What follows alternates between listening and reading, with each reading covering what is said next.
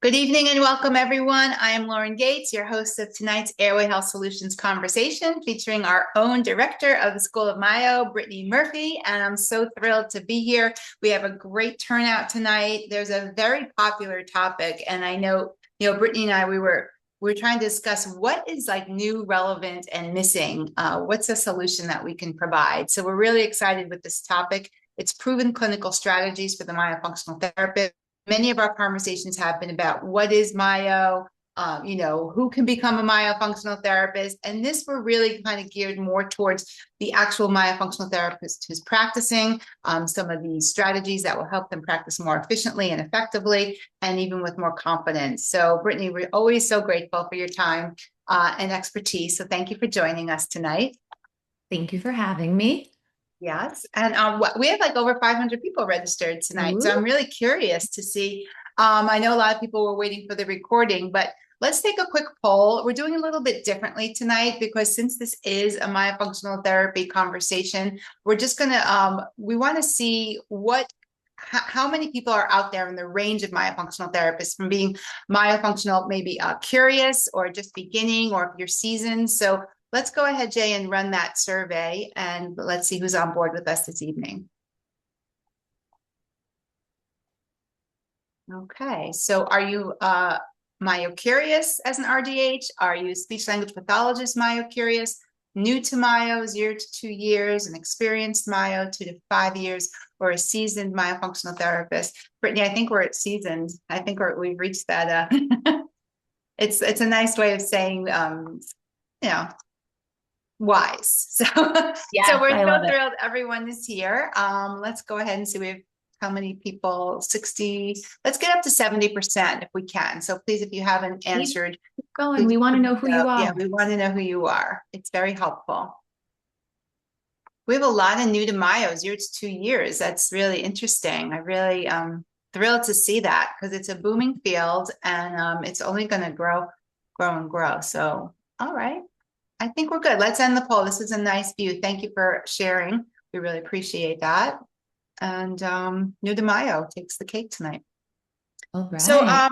we're also excited to have a raffle with special giveaways at the end. We're going to spin the wheel for raffling off the Mastering Tongue Tie Readiness course, which I'm really excited about. So in order to receive your CE certificate and be eligible for that course, you must be in attendance for the entire program. Our Zoom software tracks attendance, so we do not need a code or a survey. So that makes things easier. And your CE certificate usually is delivered within 7 business days. So we thank you for joining us tonight, and your curiosity and your dedication to your patients to be the best myofunctional therapist you can.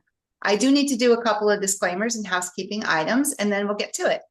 So the views presented are the opinions of our speaker and are not necessarily affiliated with Lauren Gates and Associates and Airway Health Solutions. And the following webinar is provided for educational and informational purposes only and does not constitute providing medical advice or professional services. Always seek the advice of your doctor or other qualified health provider regarding a medical or dental condition. Okay, so before we jump in, Brittny, let's talk about this topic. And then I'm just going to give you a little bit of a formal bio and then give you the reins. But let's talk about why we chose this as a topic tonight. I think it's a really great way to kind of kick it off. Yeah, definitely. I mean, I know for me that I get asked so often by either newer therapists that just took an introductory course or even some of our more seasoned therapists. Either there's certain cases that are a little bit more difficult to tackle, or just not feeling like 100% in treatment planning and really understanding why they're prescribing and doing the things that they are throughout their myofunctional therapy program. And so I've been asked like countless times to create a course, based around this. And I'm glad that I was finally able to do it for everyone. Right. So this tonight is kind of like a preview and a discussion, like a hot topic, like we always do in our conversations. But I want you to be aware that there is a whole. How many hours is the course again? I forget. It's 10, 10, right? 10 10 hours. hours. So Yes. And obviously then we can't do a 10-hour course, but what we can do is let you know that that's in the works, and that's actually available live registration. But we'll talk about that later. But I just wanted everyone to kind of take a breath and just have an overview tonight. We do have time for Q&A as well, but know that there'll be more in-depth resources for you with the course that Brittny created. So not to worry, we got you here. So I'm going to go ahead and give you a formal biography reading because I'm not sure if everyone here knows you yet, but here we go. Brittny Murphy is a leading voice in myofunctional therapy and airway health, a certified oral facial myologist and Boteco breathing educator. She is the founder of CT Oral Facial Myology and co-founder of MyoAir. Brittny trains clinicians through Airway Health Solutions and serves on the IAOM board and hosts the podcast I Spy with My MyoEye. Her mission is to advance airway-focused care and empower the next generation of myofunctional therapists. And I know firsthand you're already doing that, so you're on the roll here. We're so thrilled to have you, and I will give you the floor. If you have any questions, you can add them in the chat or the Q&A, and we'll get to it right after this segment. This will be about 20 minutes long, which leaves us open for all of your questions. So take it away. Thank you. Well, again, I'm so excited to be here. I'm excited every time I get to come on and chat with Lauren and then to be with all of you and hear all of your questions that are always just so insightful. And I love just digging deeper and thinking, more critically. And so again, that was really the basis behind developing this course. And I'm just happy to have finally done it. I had a lot of our alumni that, like I said, had continually reached out to me. And for those of you that don't know me and my life, I have my two little miracle babies. I mean, they're not babies anymore. They're toddlers. I guess I need to stop calling them that. But they keep me very, very busy. But nonetheless, the course is here and I'm excited to share with you what's inside. And I think the biggest thing is that I get asked so many times, like, I need to learn more exercises, or I feel like I don't have an exercise to work on this. And I don't really feel that that's the case because I know, outside of the introductory course I teach, I know a lot of all the other great instructors out there, and I know that they all arm all of our myofunctional therapists with this massive toolbox of exercises. And so I really don't think it's that. And I just was asked so many times by very, very good clinicians more about treatment planning and hearing that they're feeling unsure. And I want them to know that it's not that they didn't learn enough. It's not that they don't know enough. It's that maybe they weren't given the exact framework to be able to apply all of that in a more seamless way. And so, I feel like, yes, this is a very individualized treatment, and no, I can't give you exactly what to do. But when you have some sort of a framework or you have some sort of blueprint that you can follow, it helps to take the guesswork out of it. And so my goal with the course was to really be able to provide you how to think more critically, how to prioritize care, where to start, what's most important, and really feel confident that you're developing treatment plans that are going to actually work. Because I don't think that confidence is going to come from learning more exercises. I think it comes for clarity around the exercises and knowing how to apply those based off of what you found in your assessment. Patient profiling. So this for me was one of the most important shifts that I felt that I made as a clinician because again, confidence and having the great outcomes that we want, it doesn't just come from knowing the best exercises and knowing which exercises to prescribe. It comes from understanding who your patient is, why they're there, and what exactly their system is actually doing and telling you, and sometimes honestly even screaming at you. And that's really where patient profiling comes in. So it's the difference of, looking at a patient and saying, here's everything that I'm seeing, to being able to say, this is what matters most. This is where we need to start, and feeling very confident in doing that. So it's really that bridge that helps you connect your assessment to your treatment plan in a way that's going to make sense in how you move forward. And so once we can think this way, once we can look at a patient and truly profile them, everything becomes more clear and you really start treating more intentionally, and you tend to have less of that overwhelmed feeling like, where do I even begin? So when I look at a patient, when I start working with a patient, I'm not automatically thinking, what exercises am I going to give? I'm really thinking about, what patterns am I seeing? What is actually driving this dysfunction?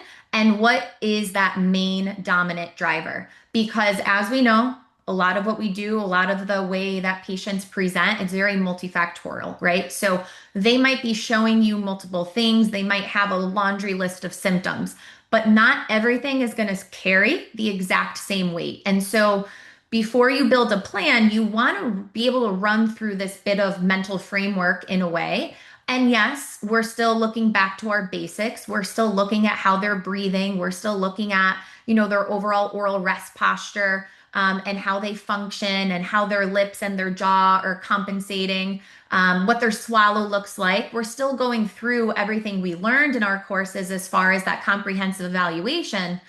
But then what? Then you kind of need to zoom out a little bit because sometimes when we zoom out, it actually allows us to see the bigger picture and see things almost from a much bigger lens.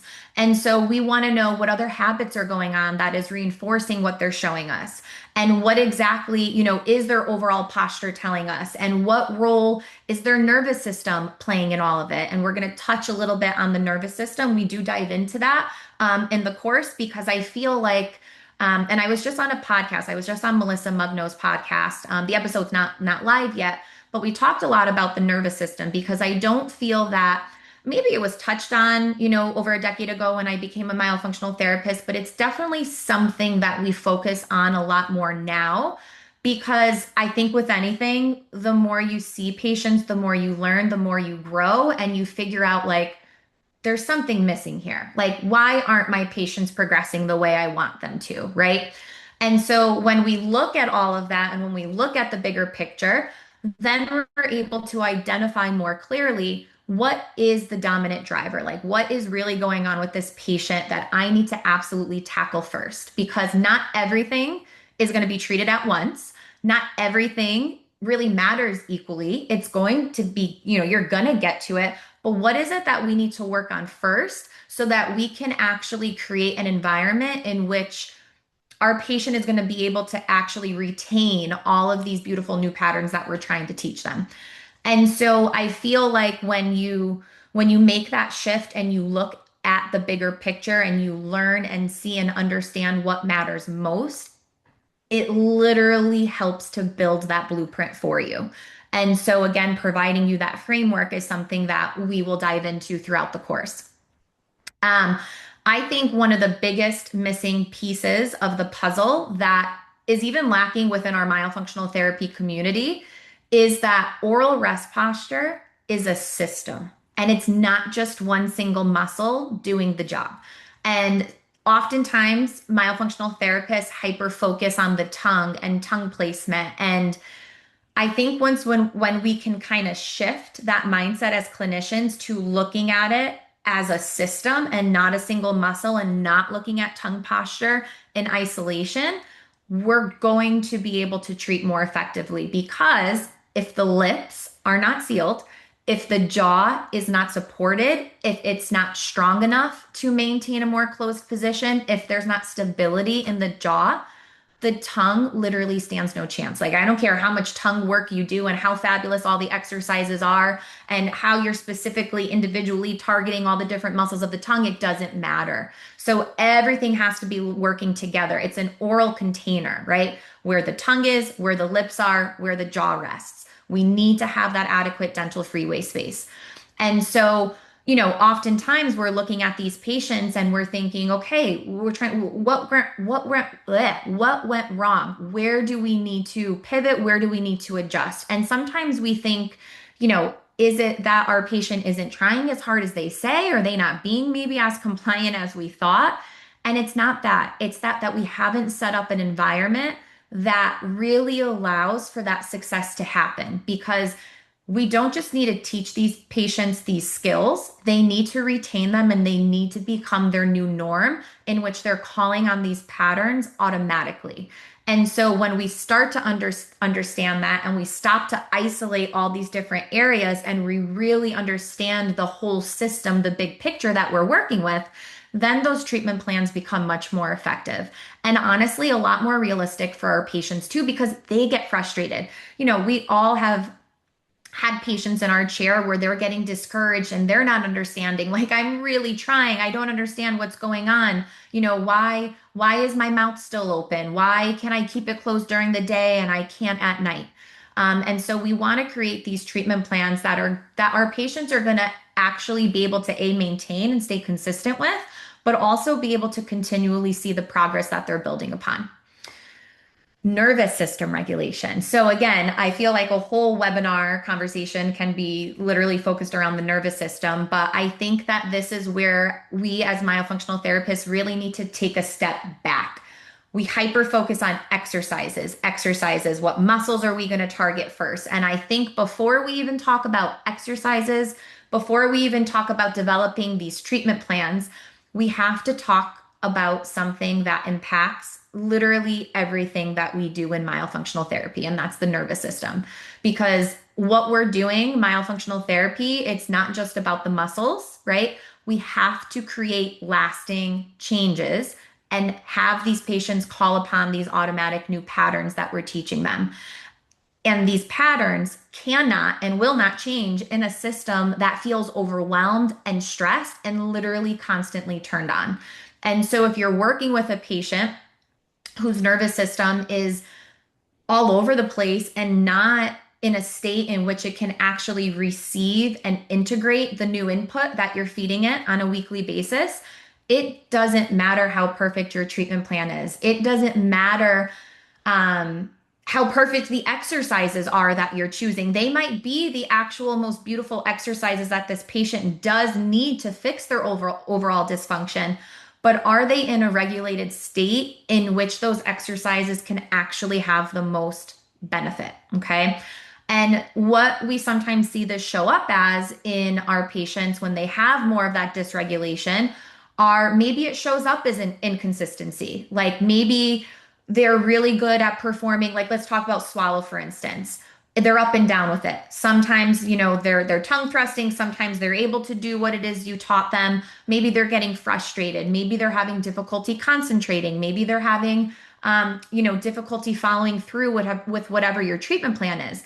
If that's the case, you need to take a step back because you want them to get better. They want to get better, but they're not going to because their system is not in a place that is literally ready to accept that change. And I think sometimes we feel with certain clientele that this can be almost a little bit like of a woo-woo type of thing to be talking about with our patients. But it's not, and they're going to thank you in the long run. If you can get them to a place where that nervous system can be regulated, not only are they going to see the changes that they want to see with their myofunctional therapy program, but I promise you it's going to help in so many other areas of their life, be it their work, their personal relationships, their relationship with themselves. And so, as clinicians, I often find that this is the missing piece. It's definitely something that was a missing piece for me. And I feel like one of the things that I do when I teach, it's like don't make the mistakes I made. Like let me tell you where I kind of screwed up and where I wasn't able to see like the success that I wanted to and how I learned to tackle these cases better. And so I'm coming from it as a place where I've experienced all of this, right? Like I definitely, when I started out, not every patient got to exactly where I wanted them to be at the exact pace that I wanted them to be. And so I had to take that step back and dig a little bit deeper and ask myself those, deeper questions. And then honestly, sometimes have those harder conversations with our patients too. But when you can create those conditions in which that body can again integrate all of that input that we're giving them session by session, week by week, your treatment plans are going to literally be taken to the next level. Competency checkpoints. So I always laugh when I talk about these. Competency checkpoints literally feed my type A soul. And anyone who knows me knows I am like literally as type A as they get.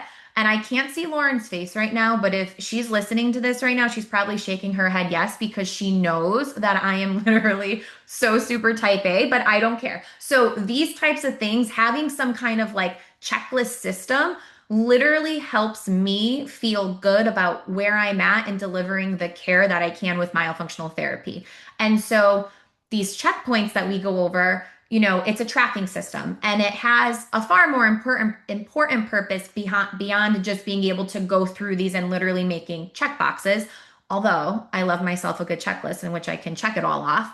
But for real, like in all seriousness, it really, once I started following these, it really allowed me to make better informed clinical decisions about how I can better support my patients where they're at in their treatment plan, where I want them to be, why aren't they there, what do we need to go back to, where do I have to kind of pivot to be more effective in what I'm doing with them to create more sustainable outcomes.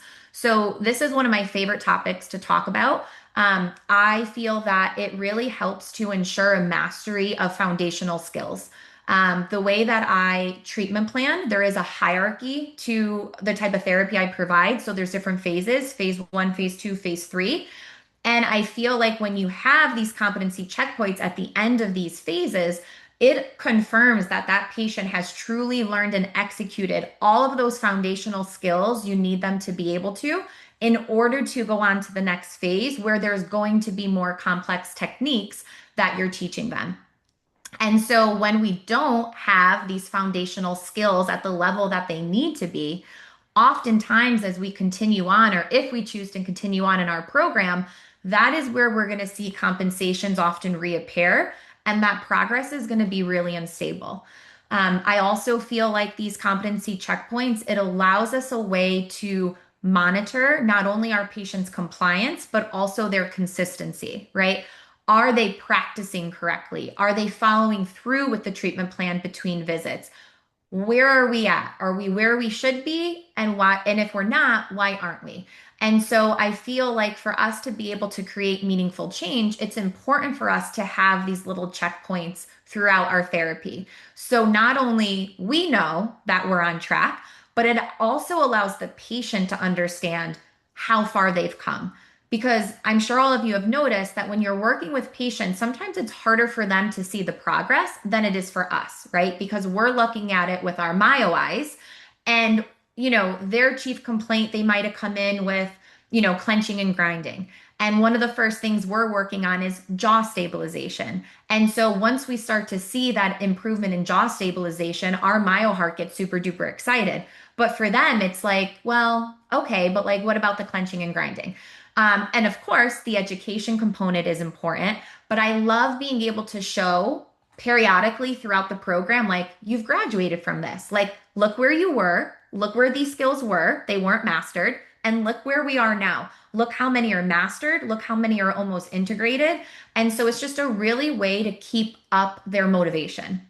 I also feel like in myofunctional therapy, there's not as many ways to really be able to have objective progress tracking, right? And being able to evaluate the improvements that we're seeing in their overall oral function. And so this allows us to have more of that tangible progress. One of the things that we often use is the myolip meter. And although I don't believe that you have to use a myolip meter because, we all know when we should start phasing out lip exercises when we're maintaining that competent lip seal, when we don't have any compensation going on.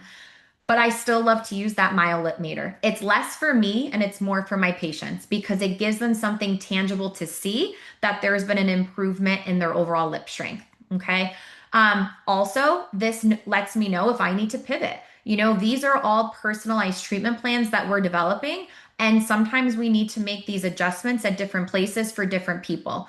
And so it prevents me from moving on maybe prematurely to the next phase if that patient isn't quite ready.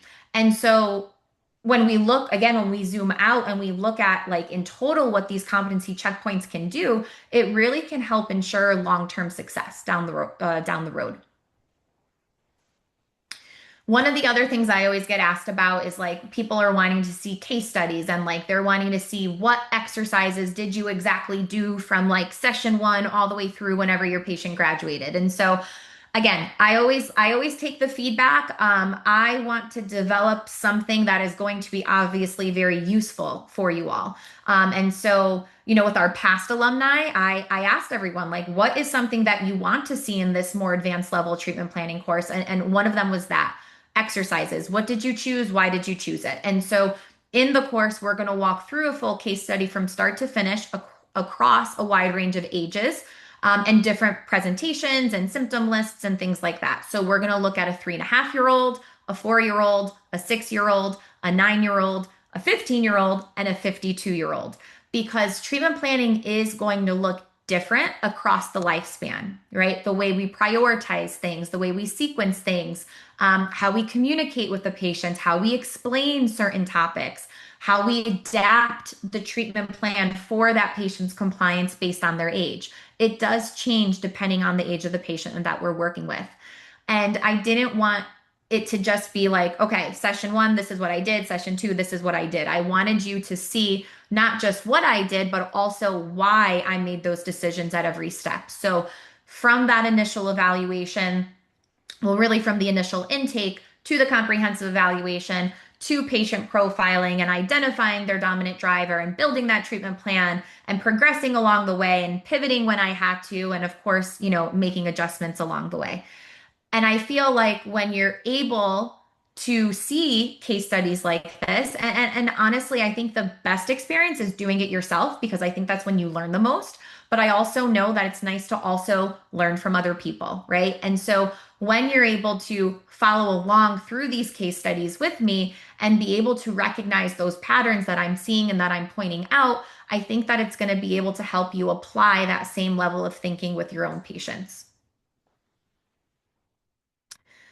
Exercises by symptoms. So this is always a question that I get. So, everyone always asks, what is your go-to exercise for this and for that? And again, I feel like exercises, yes, what we do is very exercise based, but the exercises are just the tools that we use to achieve that functional outcome that we want for our patients. Okay.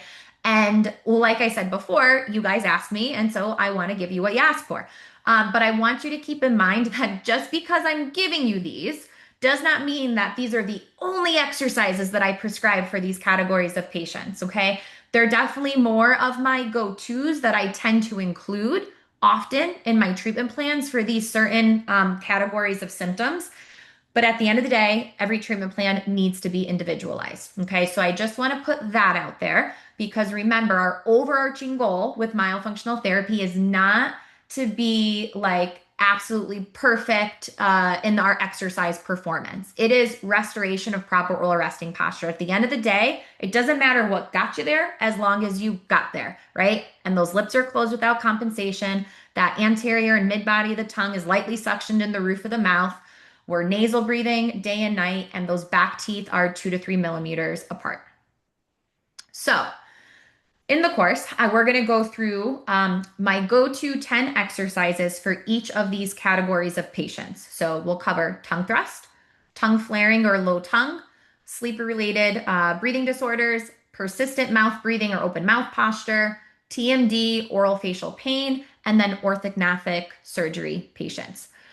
There's actually going to be a whole module on orthognathic surgery because I felt like this was another important piece to cover because I get a lot of questions about this. They are definitely some of the most complex patients that we treat, but these are like my favorite patients to treat because I feel like oftentimes they're often misunderstood in what they're actually looking for and what they need. And we know it in the myofunctional therapy community, like how do you treatment plan this surgery for this patient and not include some kind of functional rehabilitation, right? Like our brains are like, what? Like this doesn't make sense. But unfortunately, that is how it is right now. What we look at, I shouldn't say we, but what the general public looks at is structure. But structure doesn't change function. Structure can set the stage, but function is going to determine these patients' long-term outcomes. Okay. And the other part to it is it's also the nutrition aspect of it. I love to see these patients beforehand to just kind of hold their hand as they're going through something very traumatic, making sure that they have the proper care that they're going to need at home. Do they have the nutrition plan in place? What are their biggest concerns? What are their fears? I mean, these patients wake up and they look completely different, especially, obviously they're very swollen in the beginning, but oftentimes from these patients, it's like today, I just saw an orthognathic surgery patient I'm working with. We're on session 13. And she's like, I still look at myself in the mirror and I'm like, oh my God, I can't believe like this is me now. But what are we doing? We're moving their jaws in a completely different way. We're changing their airway. We're changing their facial balance. And some of these patients will come in and say, I don't even know where I rested my tongue before. I don't know what to do with it. My tongue is like a fish out of water. Or they'll say, I don't remember how I used to eat because that is how foreign it feels inside their mouth. And so, unfortunately, a lot of times these patients, unless you work with a very good airway surgeon, these patients often get referred only once their troubles arise. And so we go through in a perfect world, how would I like to treatment plan an orthognathic surgery patient? When would I want to see them? How many sessions? What does it look like post-op? How soon after surgery? And, again, it's just so important because that structure can change overnight from the surgery, but function's not going to. And these patients have literally spent years, decades, developing these patterns, these dysfunctional patterns that they have. And just because you're changing anatomy, those compensations, those dysfunctions do not disappear. And so this is one of my favorite topics to talk about. And so we're going to dive into that more in the course as well. Same thing with TMD and oral facial pain. I also feel like this is a certain subset of patients that we can definitely help with a lot. And sometimes we tend to shy away from them, whether we're scared or we feel we don't know enough. Now, again, if you're working with a lot of TMD patients, this specific course is just going to have one module focused on TMD. There are a lot of really great courses out there focusing on TMD. We are actually going to have one under the AHS School of Myo, which I'm really, really happy, and we'll talk about a little bit later tonight, because we need more myofunctional therapists ready and armed to start treating these patients. For a very, very long time, and probably still, TMD has been approached as more of a joint problem. But when you start to look at these patients closely and you really start to evaluate them and you look at that entire system that we talked about, what are we really seeing? We're seeing muscles that are compensating. We see muscles that are being overworked. We see some muscles that aren't being worked enough. We see tongue posture that's not being supportive to the joints. We see breathing patterns that are driving that nervous system dysregulation. And we're seeing, all these different patterns and muscle overload that is creating more pressure on these joints. We're seeing dysfunctional swallowing patterns. And these are things that obviously we can help with as myofunctional therapists, and that not a lot of even the great TMD specialists even know to look at. Any patient that is going through are having oral facial pain, TMD, 100% should be working with a myofunctional therapist. You're treating the patients definitely much differently than you would a traditional myofunctional therapy patient. You might be going at a much slower pace. It might be less reps. You're definitely going to have to pivot a lot depending on that patient. There's also going to be a lot of other providers on the team. We are definitely not the only people that they need to see, but we can definitely really be making a huge impact for these patients. And so, again, when you start to look at TMD through that lens of what about all this dysfunction? I mean, that is literally our jam. That's what we do all day, every day. It's going to allow you to treat these patients more intentionally and more confidently in knowing how you can help them and address those symptoms. Another thing that we're going to talk about is more common troubleshooting questions. So I feel like the part of myofunctional therapy that we really don't get prepared for are more of those like in between moments, right? Like what happens when a patient isn't progressing as we expected to? Oh no, my course didn't tell me what to do if a patient can't do this exercise. What do I do?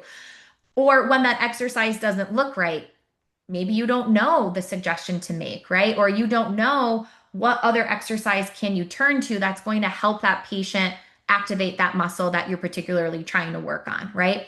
What happens when compliance starts to slip? So many people ask questions about that. What do I do to get my patient to actually finish their myofunctional therapy program, right?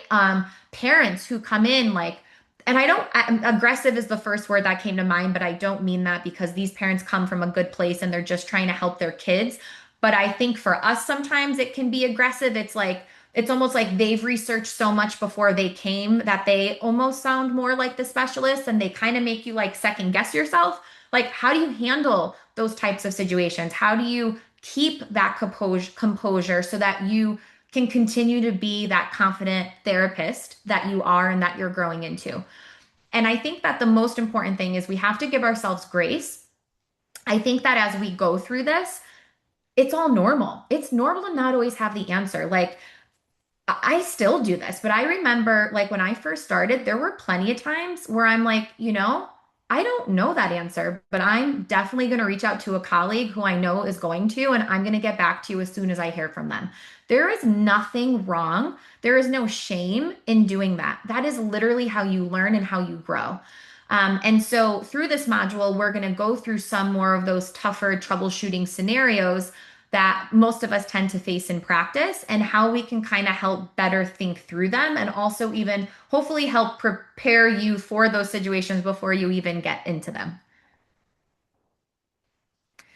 So I feel like, before we wrap up, I just want to say I feel like over the years of doing myofunctional therapy, so I've been doing this for a decade now, and I feel like I look at myofunctional therapy a lot different than I did when I first started, right? I went from looking at it as just a science to really looking at it as more of both like a science and an art. There is an art to which we prescribe myofunctional therapy, the intention behind our treatment plans and the critical thinking and the way that we're able to just literally pivot at any given second, like that is literally an art and something that we learn to craft over the years. And yes, there are frameworks that can be provided, and yes, there are phrases, and yes, there are different strategies that we continually learn along the way. But at the end of the day, there are no two patients that are ever the same.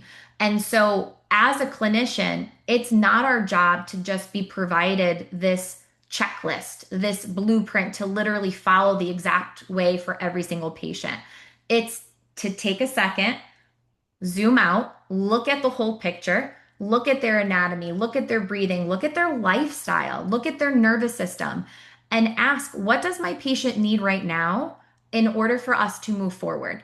Because it's not always about doing more. It's definitely not about like one of the often common mistakes I see in the beginning is like overloading these patients with like 8 to 10 myofunctional therapy exercises in a session. Less is more, my friends, right? It's about slowing down. It's about adjusting our approach. It's about staying calm and confident.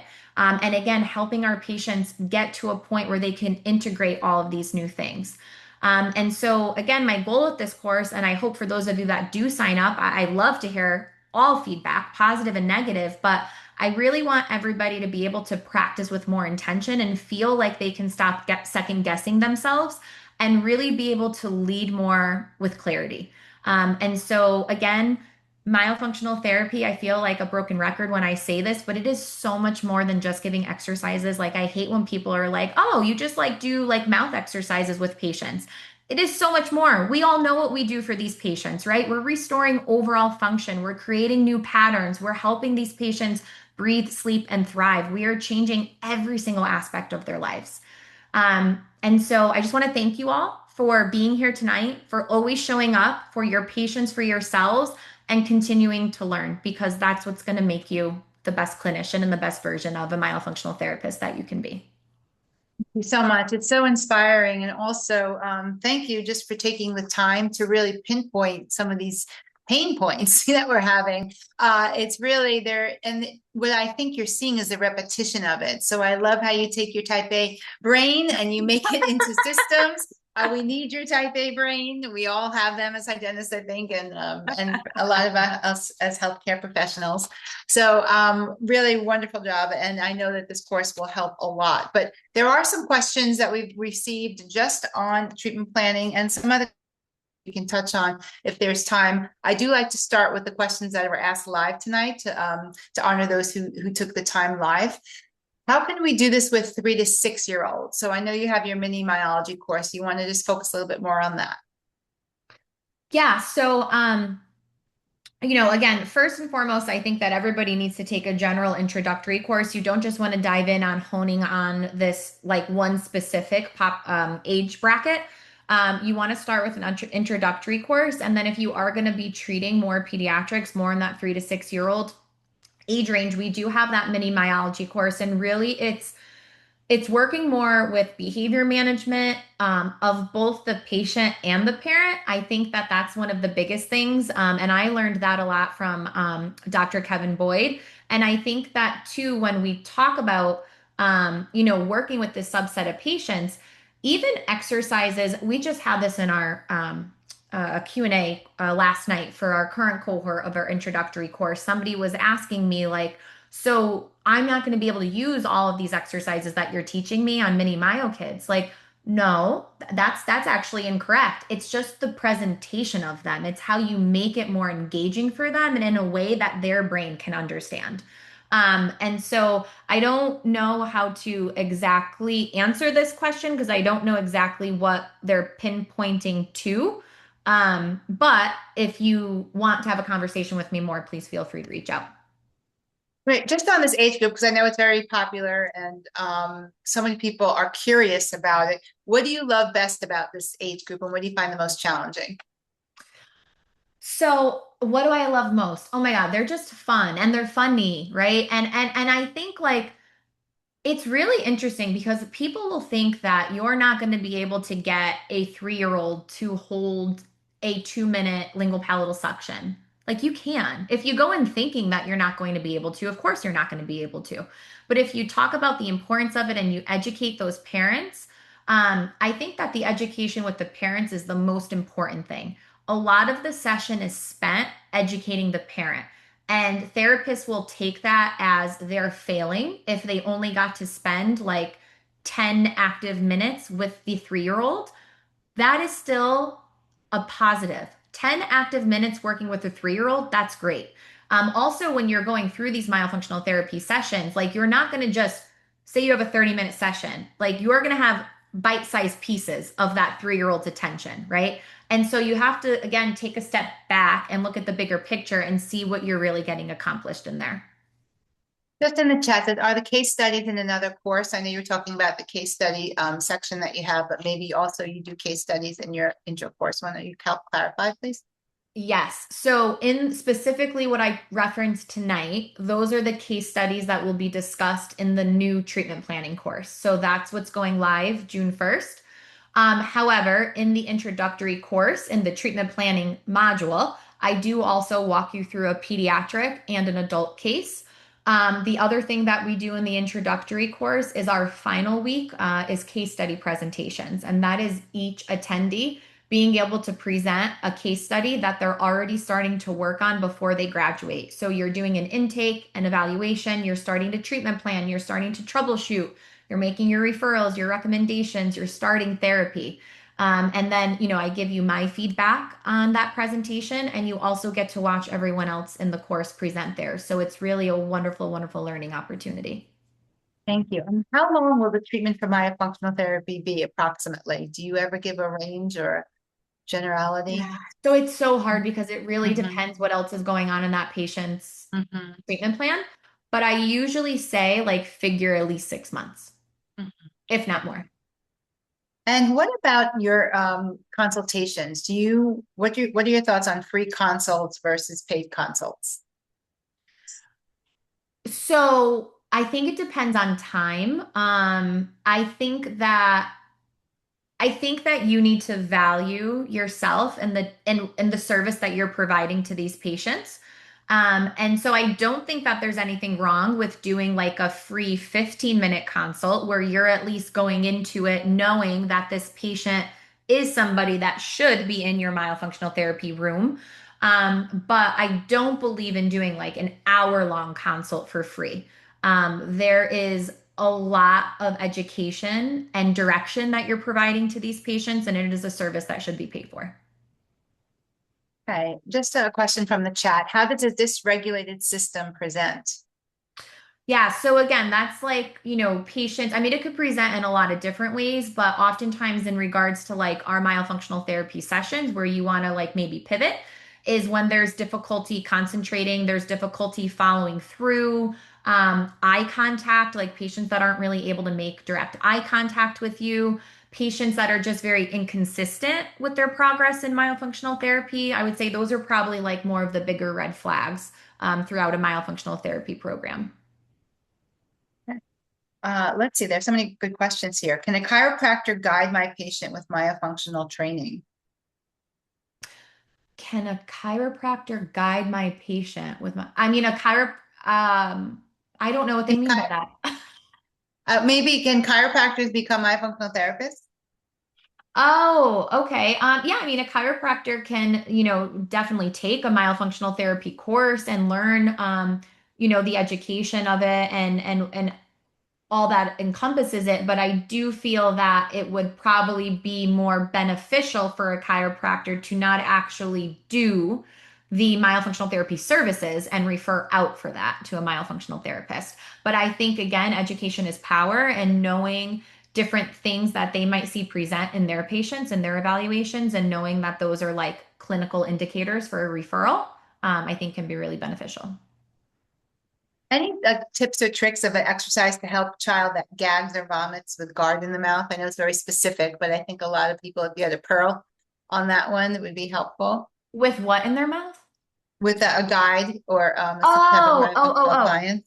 Yeah, absolutely. So one of my favorite desensitization exercises, and I don't have a spoon, fork, knife on me right now, but you take a plastic spoon, fork, and knife, and you do want it to go in that order. And what you do is you scrape down the tongue. So you would scrape down the center of the tongue, the sides of the tongue, and then the roof of the mouth, down the center, and then down the sides of the roof of the mouth. The most important part to it is they need to say ah the entire time, and then they're going to continue through the lineup. So they start with the spoon, they do the fork, and then they do the knife. And the ideal with that is you would continue doing it until you're able to get farther and farther back on the tongue. And one more thing I want to add to that, sometimes going directly in the mouth is not where you need to start. Sometimes you have to desensitize externally first on the face. No.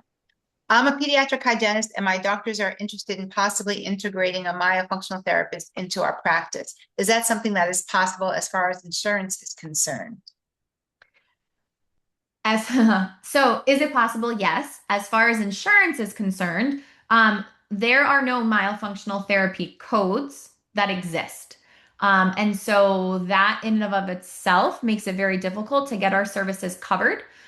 In our introductory course, I do go through super bill production, and different codes that you can utilize on those super bills, but they are not actual myofunctional therapy codes. But you can provide a super bill to a patient. It's just the likelihood that that's going to get reimbursed is small, and it is medical, not dental. Great. How do you explain how myofunctional therapy can help retain ortho movement without orthodontist recommendations? Say that again, Lauren. I'm sorry. Yeah, explaining how can you explain how myofunctional therapy can help retain ortho movement without orthodontist recommendations? So I think that they're just trying to say, how does myo help like orthodontic retention? Yeah, and then say that, let's say the orthodontist isn't recommending myofunctional therapy. Like, how would you go about that as a myofunctional therapist, the importance of myofunctional therapy? Yeah, I think just, well, for starters, you can literally quote literature dating back to the early 1900s, where when we talk about how we classify occlusion, the Ingalls classification, Dr. Engel, Dr. Rogers, they all talked about what all of these noxious oral habits, mouth breathing, open mouth posture could do to stability and retention of orthodontics. They termed the oral facial muscles living orthodontic appliances, literally giving that much credit to what we are actually doing here. And honestly, the way I explain it to my patients is your muscles should basically be your body's own natural retention system. If your tongue is resting up in the roof of the mouth, it will counteract the pressures between your cheeks and your lips, and there should be no reason to even need an orthodontic retainer. With that being said, very important that you, as a myofunctional therapist, never tell somebody not to wear their orthodontic retainer because you are not an orthodontist. That is not a recommendation that can come from you. But if we get those muscles functioning as they should, stability and retention will be there. We're going to shift a little bit. What are the benefits of myotherapy prior to lingual frenectomy? Yeah, so I would say twofold. So one, I think that when we think about what the post-op part is going to look like, right? And now we're giving this patient, they're going to have an open wound, or maybe it's a wound that's been sutured. Either way, there's going to be a lot of inflammation. There is going to be discomfort in the mouth. And if that is the first time that they're starting any kind of exercises, if that's the first time they're starting any kind of manual stretches inside their mouth, I can promise you it's not going to go well. So being able to set the expectations beforehand as to what the procedure entails, a lot of times we do a lot of role play for the procedure itself, what the post-op looks like. I want those patients to know those exercises weeks before they even have their release done, so that especially if we're working with pediatrics, that children can get comfortable with caregiver being in their mouth so that we can ensure that everything heals appropriately. Second, I think that it also allows for the release provider to get a much fuller release. When we take our range of motion measurements, say like at their initial evaluation, when we take them again before the release, oftentimes we see an improvement. And so some people will say that with myofunctional therapy, we're stretching the frenum. And I'm air quoting that because it's not true. You can't actually stretch the frenum, the type of collagen that it's made of. But what we're doing with the exercises is we're helping to release some of that fascial tension. And in doing so, there's not going to be as much webbing that the release provider is going to have to fight through. And I guess third, I lied, I have three. The neuromuscular reeducation component. You can give new range of motion to a tongue, but it's not automatically going to go up to the roof of the mouth. It's literally going to be like a fish out of water. And if you're working with a patient that already has a compromised airway and now you release their tongue, that just means there's more tongue to fall into their airway and obstruct their airway. If they don't have that neuromuscular reeducation to get that tongue to automatically go up to the roof of the mouth after a release. There's a physical therapist, so thank you for adding this in the Q&A. She's a PT and a myofunctional therapist. There's PT treatment codes for myofunctional therapy, manual therapy, therapeutic exercises, neuromuscular re-education. So that's interesting that all these So codes those are are the covered by ones. insurance under PT license. Mhm. Yeah, so those are the codes that we put on the super bills, but like once they see I'm not a physical therapist, oftentimes they're not going to be covered, right? And sometimes there is something called a gap exemption that some insurances will provide if there's not a treating physical therapist within a certain mile radius that provides those services. I have had some patients get coverage that way. But specifically, and I guess when we talked about this, I should have been more specific. As an RDH practicing myofunctional therapy, insurance reimbursement is very slim. And would that go for SLP as well? No, because SLPs have a whole other subset of, oftentimes if there's a speech issue, there's almost always an underlying OMD that's impacting, that articulation or whatever is going on. And so, they're able to code their sessions in such a way that insurance will cover it, and they're also able to work on the myo component. Well, that was helpful. Thank you. Let's talk about what advice would you give for a new myofunctional therapist? What advice would I give? One, I would say just start seeing patients because that is how you're going to learn. You're never going to feel 120% ready. If you wait for that, you'll never start practicing. Um, and also, like I said before, don't be afraid if you don't know the answer to something. There's nothing to be afraid of or ashamed of for that. And then three, oh my God, I forgot the first one that came to my mind. I think it was probably more just boundaries and having boundaries for yourself. Just honestly, mentally, it's important to have those boundaries and make sure that you're still carving time out of your schedule to do something that feeds your soul. Okay, great. I know there's just a lot of questions on the courses and the work that you do, so I just wanted to share that.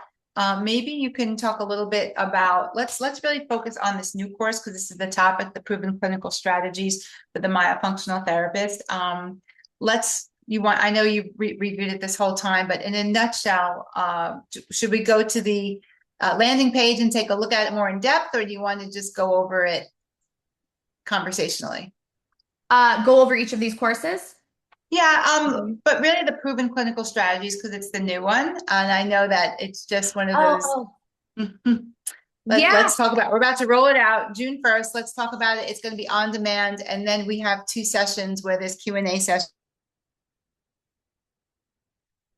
sessions where they're live Q&A sessions that you can register for. And there's a summer one Tuesday, September 8th, and then the Tuesday 1st. So if you want to have your questions answered, there's also live Q&A attached to these on-demand courses. But anything that we missed as far as this new course goes, I know you're like over the moon about it. Yeah, no, I mean, I went really into depth about all that is kind of inside the course. One of the things that wasn't talked about in there is that you will be able to see me do myofunctional therapy with an orthognathic patient. So I do have recorded sessions on a patient that I'm actually just wrapping up right now that I'm really excited about. She was such a trooper, and we got really incredible results. And so I'm super excited to be able to share that with everyone. But yeah, I'm just excited because I poured my heart and soul into this and I really took into consideration what other myotherapists wanted to learn more about. And so again, it was really less about me and more about taking that that feedback from people and what they feel that they need more assistance with. Great. Well, we're offering $200 off for our live attendees this evening. So that's also our alumni.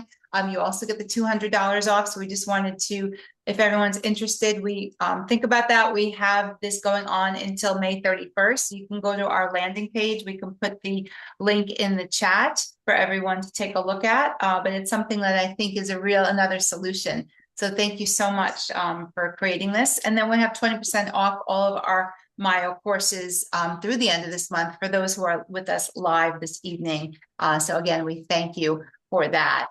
We have so much going on, Brittny. Let's talk about some of these new courses. And I love it because you did talk about a TMD module, but as you said, that can be a whole other course, which it is. And we're thrilled to have Dr. Leanna with us. Tell us a little bit about Beyond the Bite.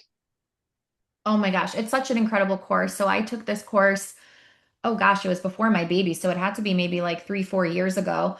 And Liana, I know personally, she lives in the state that I'm in, and she became a myofunctional therapist. I don't even know how many years ago that has been now, but really being able to see just the spin on it she has coming from the PT manual world, and then really honing in and understanding how those myofunctional disorders impact these patients and how they're not part of traditional TMD treatment.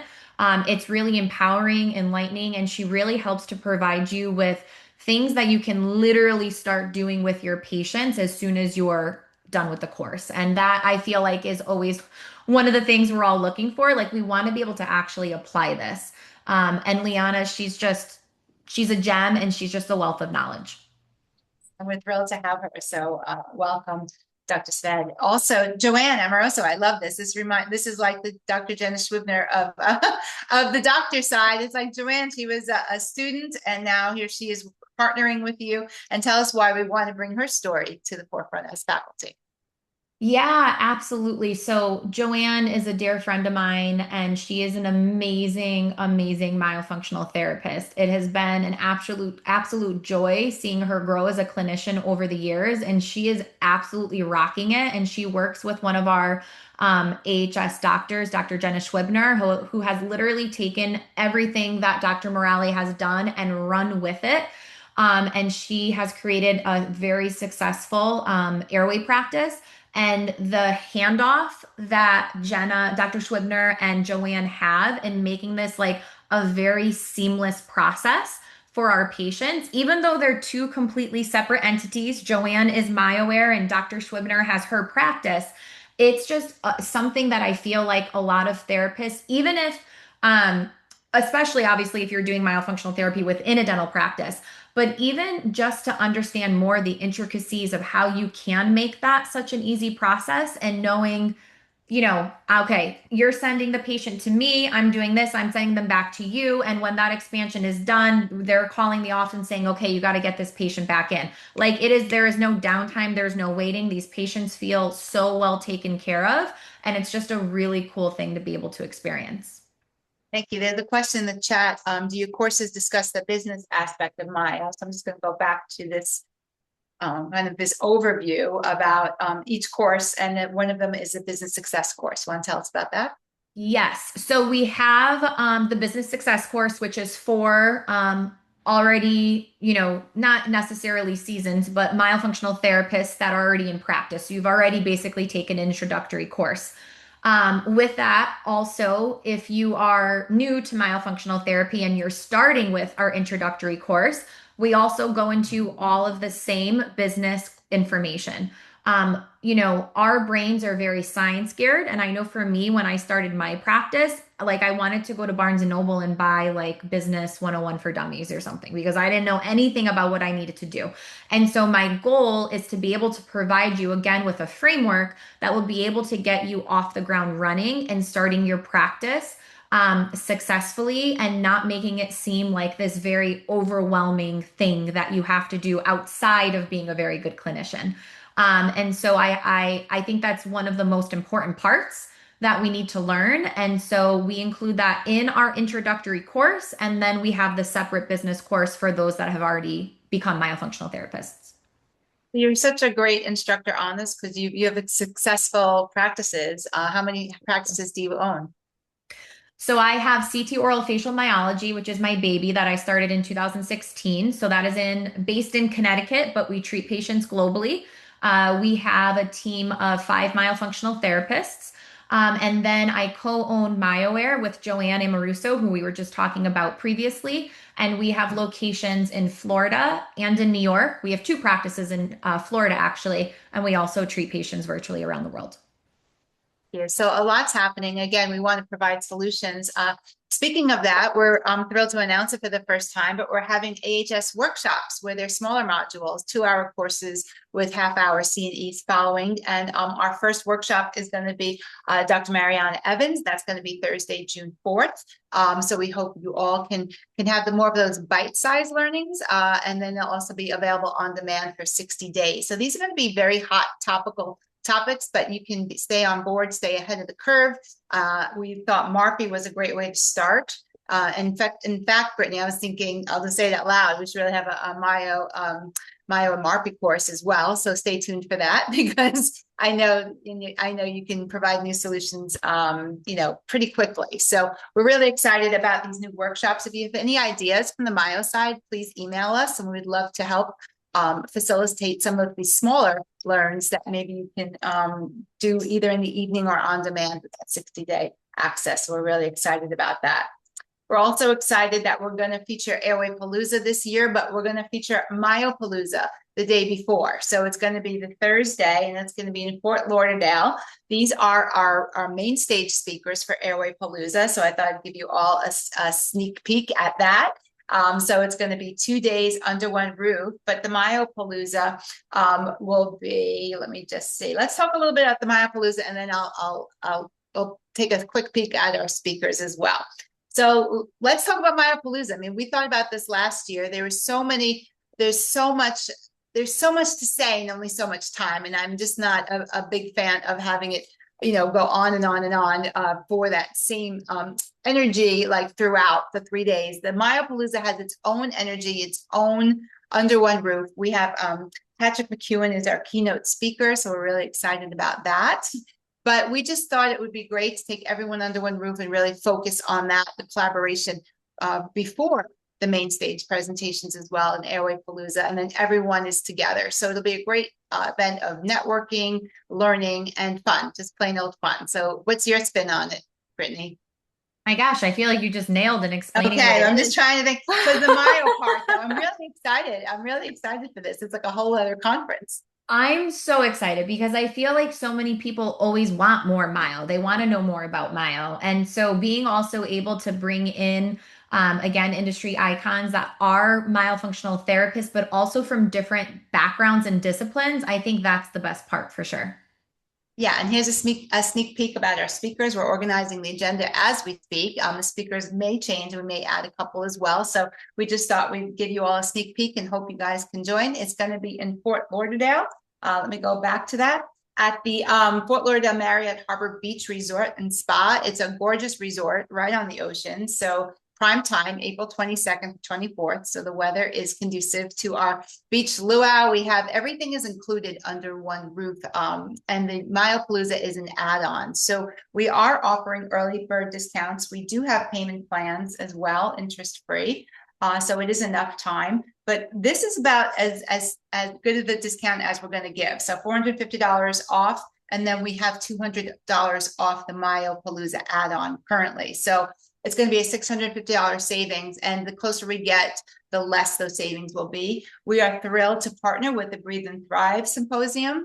So it's going to be about 400, 500 people, because every year we've both sold out. So we're really excited about bringing really everybody together under one roof for the two days, and then the extra day with Myopalooza. So save the date or reach out if you'd like a payment plan. We're happy to do that for you as well.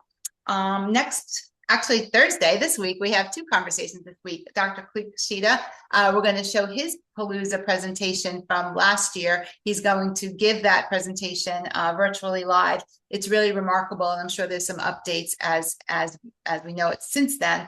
But please join us for that. That'll be next week. Excuse me, that'll be May 14th. And then we can do our wheel because we're 6 minutes over, but there was such great questions and there's so much going on that we really wanted to get all the questions asked. So let's see who our winner is this evening. Okay, Pam Jotham. Okay, I guess you know Pam. Oh, that makes me so happy. All righty, so Pam, you win the Mastering Tongue-Tie Readiness course. So it's always a great skill to have. We're really excited.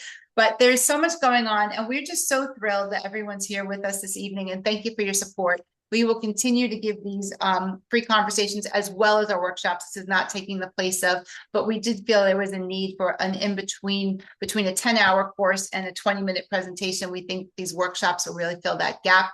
So please feel free to email us on any hot topics you want, and we're happy to bring them to you. So this is an ongoing community with ongoing learning. And there was a question that I wanted to address that we missed here, is about getting this information out to doctors who may not know about Airway or curious about Airway. We have a whole YouTube channel with all of these presentations archived. It may be great to do it for lunch and learns. And also Brittny Murphy has the I Spy with My OI podcast. Dr. DeLuke has a great There's so many great podcasts out right now that there's no shortage of it. So if you want to learn, the resources are there. We can't say that 10 years ago, it was really scattered, but now there's so many great platforms, so many great educational platforms. We're all in this together. Learn from everybody. Everybody has something to share. But Brittny, you have something really special to share because of your background, your passion, and that you're walking the walk and talking the talk, and you're doing it successfully. So thank you for this evening. We're really thrilled. And why don't you send us off with just kind of a vote of confidence about taking your education to the next level? Yeah, I think that, except you're going to be a forever student. That's one of the best and most exciting parts, honestly, about this Airway myofunctional space is there's so much to learn, and there's always somebody that's going to want to teach you it. We have an amazing trailblazers in this field. Any chance you get, listen to a new podcast, like Lauren said, a new YouTube lecture that's put out there. There's so much information, and we're never going to know it all. And I think that we just have to accept that. And honestly, it's an exciting thing. It's not something that we should be upset about. Exactly. There's plenty to go around. So Brittny, thank you for all you do. And hopefully we'll see you guys Thursday night with Dr. Kushida. So thanks everyone. Have a great night.